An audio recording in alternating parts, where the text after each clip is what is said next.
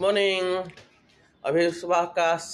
6:17 हो गया है और आज का सपना में सुबह का 4:30 बजे मैंने देखा था और सपने में एक चीज देखा मुझे আমাক দেখা যে আচলতে দেখা সপোনত মই আজি তাক বচাই ফুৰিছোঁ মই আমাৰ ঘৰৰ চাৰিওফালে তলা মাৰা মই দেখিছোঁ আমাৰ ঘৰৰ চাৰিওফালে তলা মাৰা হৈছে তথাপিও কোনোবা মানুহ এটা মুখ এটা পিন্ধা মানুহ এজন তেওঁ মানে বহুত যাদুকৰ